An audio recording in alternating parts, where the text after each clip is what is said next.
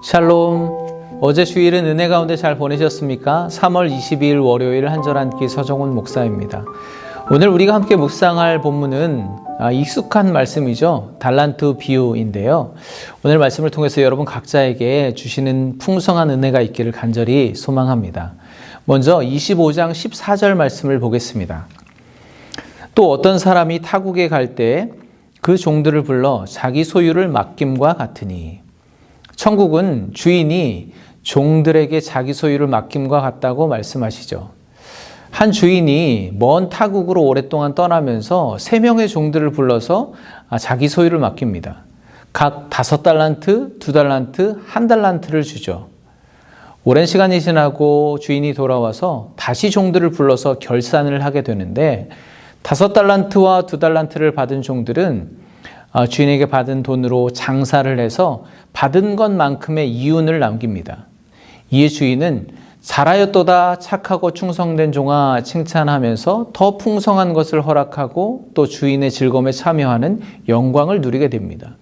반면에 1달란트를 받은 종은 받은 그대로를 땅속에 숨겨두었다가 주인이 돌아오자 그대로 꺼내서 주인에게 돌려줍니다.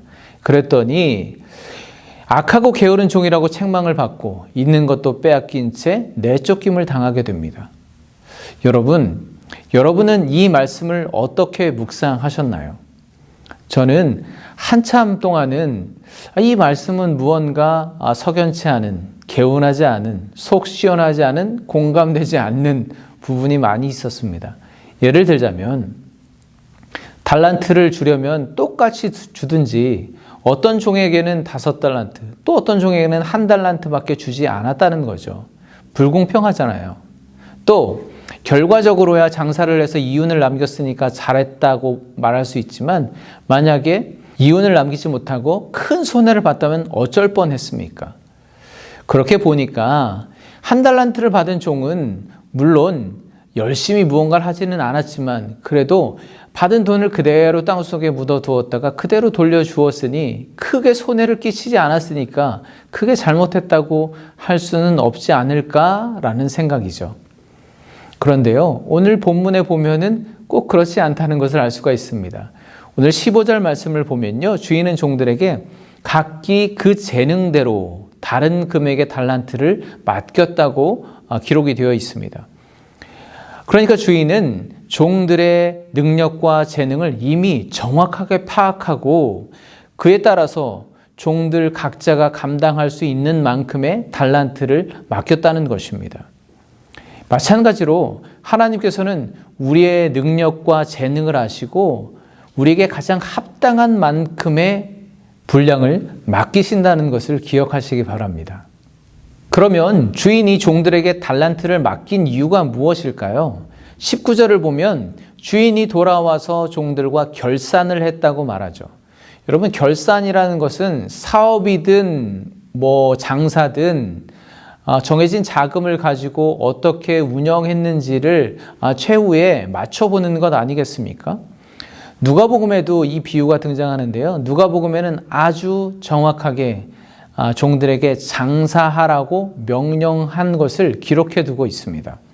즉, 주인의 뜻과 의도는 분명합니다. 장사해서 이윤을 남기라는 것이죠. 그러면 오늘 이 비유의 말씀을 통해서 주님께서 우리에게 말씀하시려는 것이 무엇일까요? 여러분은 이 말씀을 여러분의 삶에 어떻게 적용하시겠습니까? 먼저는 주님의 뜻을 아는 종이 되라는 것입니다. 네. 그러면 주님의 뜻이 무엇일까요? 주님께서 우리에게 남기라고 하는 이윤, 그 열매는 또 무엇일까요? 오늘 21절과 23절에 보면 잘하였도다 착하고 충성된 종아 라고 주인이 종들을 칭찬하죠. 주님께서 종된 우리에게 바라시는 것은 충성이라는 열매입니다. 많은 경우에 우리는 하나님께 내가 받은 것이 얼마 없기 때문에 하나님께 드릴 것도 없다고 말합니다. 결국 내가 하나님께 충성하지 못하는 이유를, 그 탓을 하나님께 돌리고 있는 것이죠. 그러나 우리가 비록 인정하기는 어려울 수 있겠지만 중요한 것은 몇 달란트를 받았느냐, 얼마나 받았느냐라는 것보다 그것이 얼마일지라도 주님께서 내게 주신 그것으로 나는 무엇을 하였는가, 어떤 열매를 맺었는가, 어떻게 충성하였는가가 더 중요하다는 것입니다. 주님은 그것을 결산하신다는 거죠. 저는 마지막으로 책망받았던 그 종의 말 25절 말씀을 묵상해 봤습니다. 그 사람은 주인이 엄하고 굳은 사람이라 생각하고 받은 달란트를 땅에 파묻어 두었다가 그대로 꺼내서 주인에게 돌려주면서 이렇게 말합니다. 두려워하여 나가서 당신의 달란트를 땅에 감추어 두었었나이다. 보소서 당신의 것을 가지셨나이다. 여러분, 이 말씀만 딱 떼어서 읽어보면 얼마나 멋진 신앙 고백처럼 보이는지 모릅니다. 우리도 그러죠. 하나님, 제게 있는 모든 것이 하나님의 것입니다. 저의 것을 하나님께 돌려드립니다. 올려드립니다. 얼마나 멋진 믿음의 고백입니까? 그런데 여러분, 그것으로 끝나버리면 안 됩니다. 그 고백 뒤에는 어쩌면 우리도 깨닫지 못하는 우리의 불충한 모습이 있는지도 모릅니다. 그 고백 이후의 삶이 더 중요한 것이죠. 이 종은 주인이 자기에게 맡긴 달란트를 당신의 달란트, 당신의 것이라고 말합니다. 맞는 말입니다. 주인이 자기에게 맡겼으니까 내 소유가 아니라 주인의 소유죠. 맞는 말이죠. 그러니까 땅에 잘 묻어두었다가 그대로 돌려주면서 여기 보세요. 주셨던 그대로죠. 당신의 것 도로 가져가세요. 라고 말하는 것 맞는 말입니다. 그런데 왜 그 종은 악하고 게으른 종아, 무익한 종아, 책망받고 있는 것도 빼앗기고 쫓겨나게 되었을까요? 그에게 그 한 달란트는 내 것도 아니고 나와는 상관없는 것이고 어차피 주인에게 다시 돌아가야 할 거니까 그것을 갖고 있는 것 자체가 번거롭고 귀찮고 거추장스럽고 별로 기쁘지도 않은 겁니다.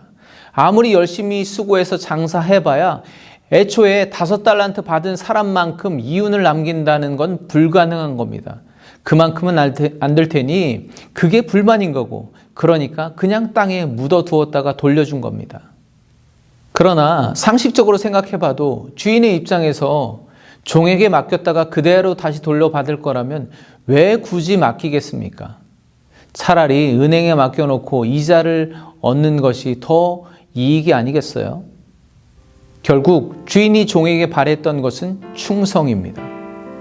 오늘 말씀에서 달란트를 받지 않은 사람은 없습니다. 모두가 달란트를 받았습니다. 저와 여러분도 하나님께 달란트를 받았습니다. 물론 한 달란트는 5달란트에 비하면 적어 보입니다. 저부터도 그런데요. 나는 하나님께 받은 것이 별로 없다. 남들에 비하면 내가 받은 것이 너무나 하찮다고 여길 때도 있었습니다. 그렇지만 사실 우리가 하나님께 받은 것은 우리가 감히 헤아릴 수 없는 너무나도 큰 것입니다. 한 달란트는 당시 노동자의 16년치 연봉에 해당할 만큼 어마어마한 액수입니다. 최소 수억에서 수십억에 이르는 감히 상상도 못할, 만져볼 수 없는 그런 금액입니다. 하나님은 우리에게 이미 충분히 많이 주셨습니다. 이제 주님께서 당신의 종된 우리에게 바라시는 것은 충성이라는 열매라는 것이죠.